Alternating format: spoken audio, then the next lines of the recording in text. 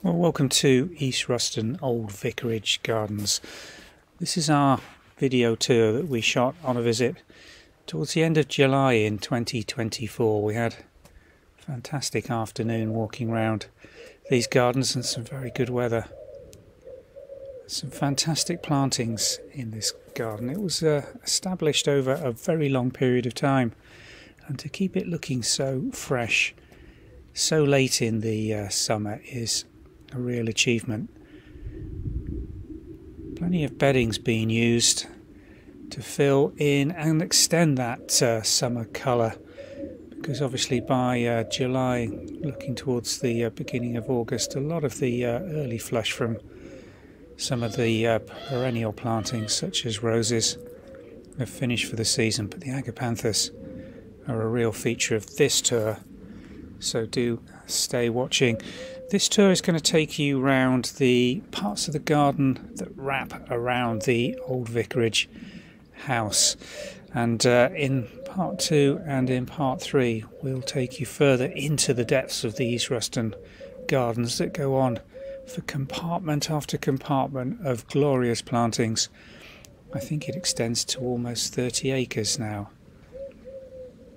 This is the long driveway in front of the old house, and the original driveway here. A nice planting of herbaceous and bedding plants. Hydrangeas are a real feature at this time of year in this garden, and particularly in the old woodland, which we've got a 3-minute walk through tour of that's going to be posted very soon, so do stay tuned for that. The old vicarage itself sits very nicely surrounded by the gardens. This is the little planting area towards the front of the old front door. Gorgeous rose, Japanese anemones.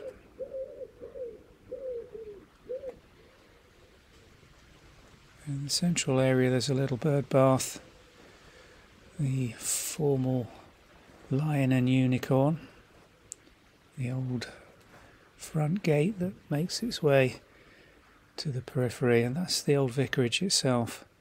Beauty of this garden is when they do open to the public you can really walk just about everywhere.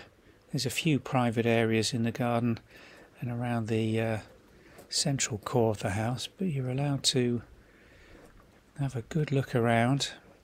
The house itself isn't open to the general public, it's a private home of the two owners, but the garden is certainly a beautiful and very well worth a visit. More hydrangeas planted in this shady corner just to the front of the old vicarage. Crocosmia, particularly lovely little pink scented core, and then almost a tropical feel as you make your way just to the left of the main entrance and round the side of the house. Palm trees, hydrangeas, ferns. Just look at those tree palms. Absolutely loving the sheltered conditions they've got here.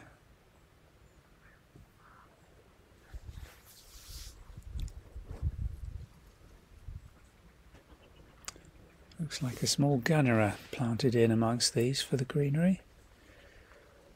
The plantings at East Ruston are really quite mature now, with large mature specimen trees that really give a good canopy and protect a lot of these plants from the elements. It's located just a few miles in from the Norfolk coast by Haysborough, and is exposed during the winter months to the easterly winds, but those plantings and the architectural features that are built around these gardens really do give them a microclimate and allow them to grow what would otherwise be considered some quite tender plants.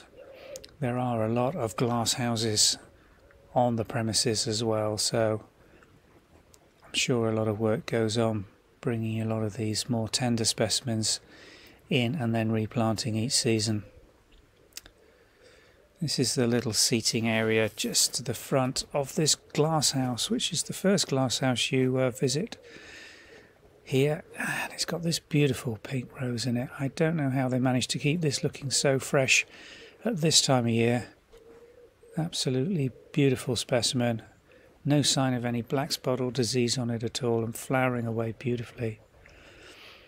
Mixed plantings in here with seating areas, geraniums, pelargoniums, and they do their pots of bedding extremely well.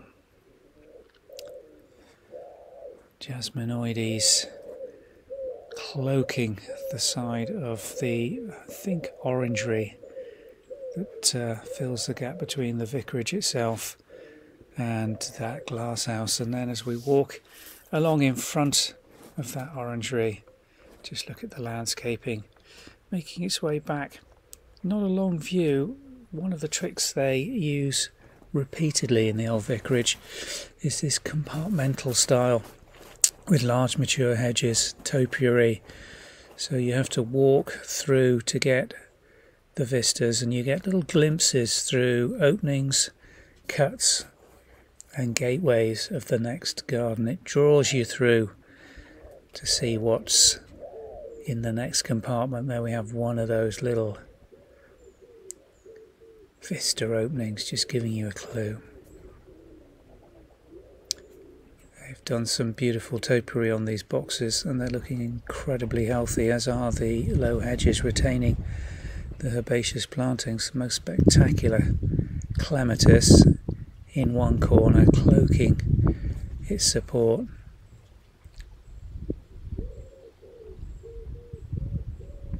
We were lucky with the weather on our visit. It was absolutely gorgeous.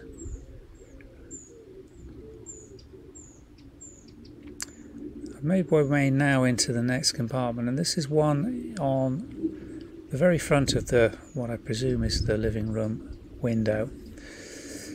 It gives you this long view down across the grass, almost down towards the walled garden. This is the view back into the area we've just been in, and this is the view from the other side looking through into the next compartment.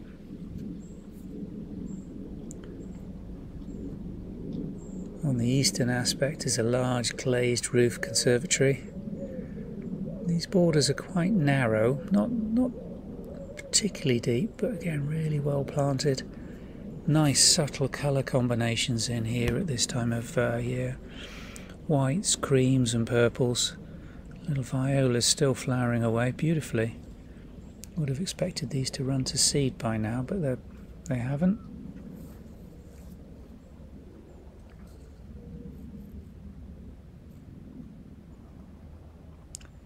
Looks like a evening primrose just poking through there as well. A little bit of herbaceous geranium, just picking up that colour combination.